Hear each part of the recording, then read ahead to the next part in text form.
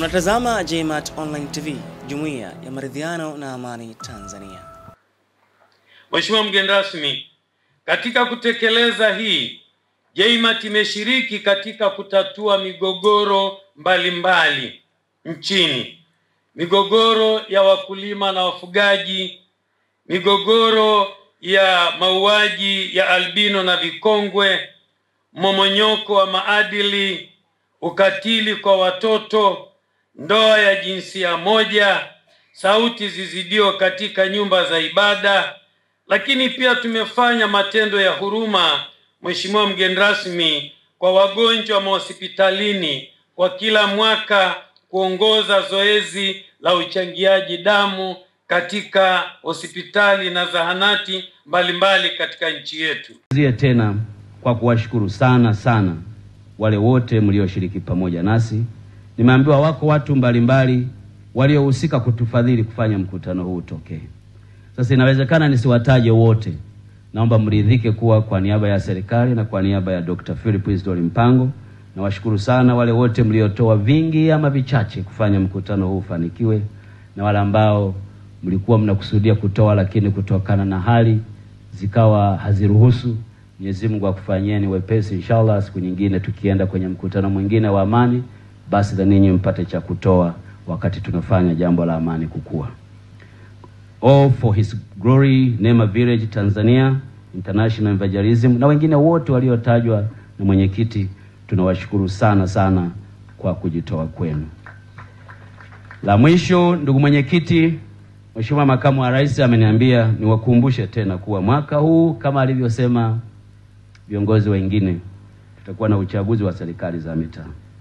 Viongozi wa dini mlioko hapa na JMAT kama taasisi, ninyi muwe sehemu ya watu wanaotoa elimu ya mpiga kura.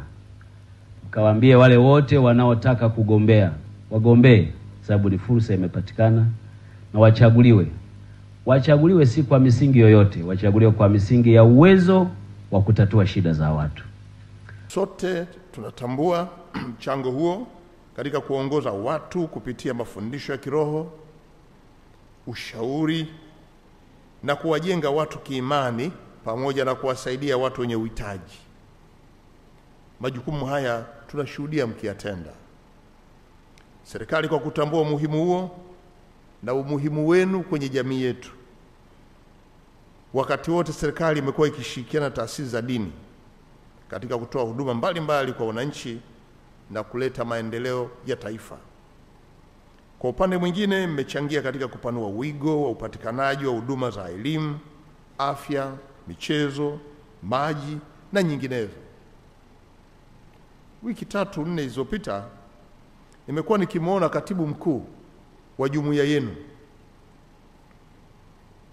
Dr. Mas akiwa kule Simanjiro. Kwa wiki nzima tunapata taarifa yuko kule,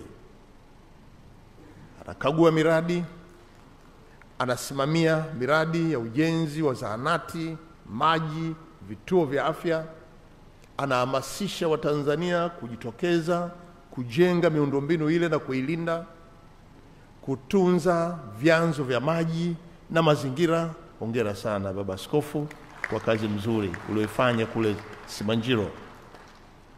Na alikuwa anafanya hayo kwa nembo ya jumuiya hii.